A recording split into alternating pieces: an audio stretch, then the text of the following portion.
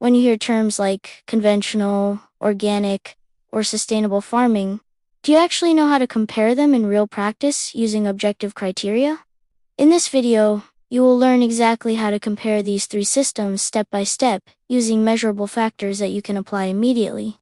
This method allows you to evaluate any farm, including your own setup, using real observations instead of marketing labels or assumptions. Let's start with a quick clarification so you understand what each system represents in practical terms before comparing them. Conventional farming focuses on maximizing production using synthetic fertilizers, chemical pesticides, and standardized methods designed for efficiency and large-scale output.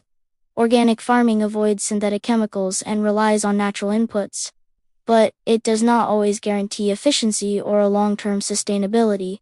Sustainable farming focuses on balancing productivity, environmental impact, and resource use over time, regardless of whether inputs are organic or conventional. Now let's move into a practical comparison system that you can apply step by step to evaluate any of these approaches objectively. Step 1 is defining the system you are evaluating by clearly identifying inputs, outputs, and operational methods used in the farming process. Write down what materials are used, including fertilizers, water sources, energy inputs, and any external resources required to maintain production. Also identify what the system produces, such as crop yield, waste output, environmental impact, and long-term changes to soil or water quality. Step 2 is comparing water use across the three systems to determine efficiency and sustainability in real conditions. Conventional systems often use large amounts of water due to inefficient irrigation methods and large-scale production demands. Organic systems may reduce chemical contamination but can still use significant amounts of water depending on management practices. Sustainable systems aim to minimize water use through efficient irrigation, recycling, and controlled delivery systems such as drip irrigation or hydroponics. To evaluate this, measure how much water is used per plant or per unit of production and compare across systems. Step 3 is comparing nutrient management and how each system supplies essential nutrients for plant growth. Conventional systems rely heavily on synthetic fertilizers, which provide immediate nutrients but can lead to runoff and environmental damage. Organic systems use natural fertilizers such as compost or manure, but these may be less precise and harder to control. Sustainable systems focus on efficient nutrient delivery and recycling, often combining organic and controlled inputs to reduce waste and improve efficiency. To evaluate this, observe how nutrients are applied, how much is lost, and whether the system recycles nutrients effectively. Step 4 is comparing energy use and operational requirements for each system. Conventional systems may rely on machinery, fuel, and large-scale infrastructure that requires significant energy input. Organic systems may use less synthetic input but can require more manual labor or less efficient processes. Sustainable systems aim to reduce energy consumption by using passive methods, efficient design, and renewable energy when possible. To evaluate this, calculate how much energy is required to produce a specific amount of food in each system. Step 5 is comparing environmental impact, which includes soil health, water quality, and effects on surrounding ecosystems. Conventional systems may degrade soil over time due to chemical use and intensive farming practices. Organic systems protect soil from synthetic chemicals but may still impact the environment if not managed properly. Sustainable systems aim to maintain or improve soil health, prevent pollution, and support biodiversity within and around the farming system. To evaluate this, look for signs of soil degradation, erosion, pollution, or ecosystem imbalance.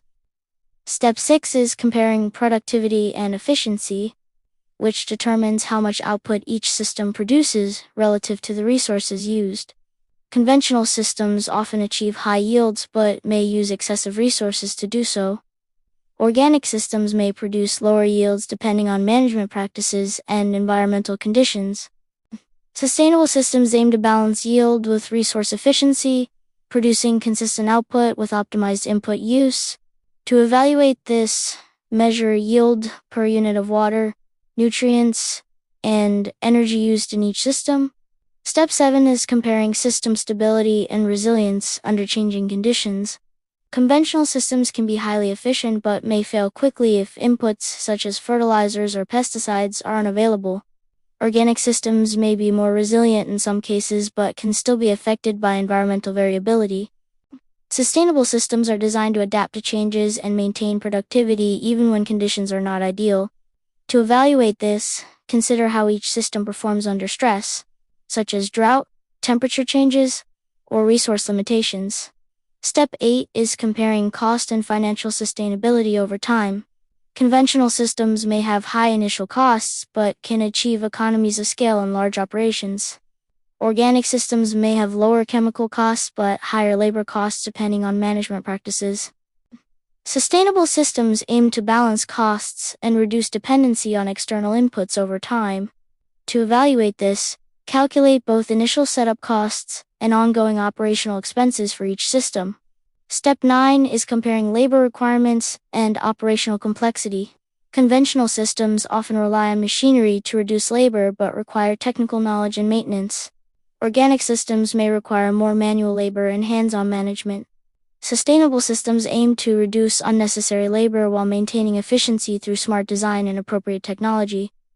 To evaluate this, track how much time and effort are required to maintain each system consistently.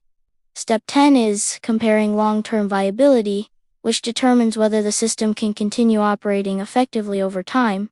Conventional systems may degrade resources over time, reducing long-term sustainability. Organic systems may maintain resources but can struggle with efficiency or scalability. Sustainable systems are designed to maintain productivity while preserving resources and adapting to future conditions. To evaluate this, consider how each system performs over multiple growing cycles or years. Now let's apply this comparison method to a real example so you can see how to use it in practice. Imagine 3 systems growing lettuce: 1 conventional soil system, 1 organic soil system, and 1 hydroponic sustainable system. The conventional system uses synthetic fertilizers and irrigation with moderate efficiency but produces high yields. The organic system uses compost and natural inputs but has lower yield and requires more labor for maintenance. The hydroponic system uses controlled nutrients, minimal water, and efficient design to produce high yields with lower resource use. When comparing water use, the hydroponic system uses significantly less water due to closed-loop operation. When comparing nutrient management, the hydroponic system delivers precise nutrients with minimal waste.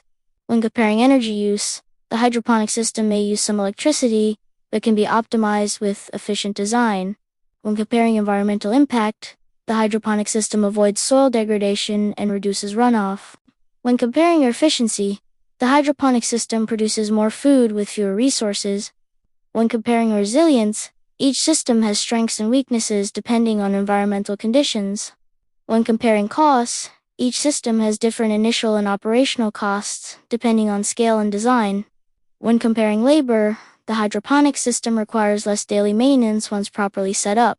When comparing long-term viability, the sustainable system offers the best balance between productivity and resource preservation.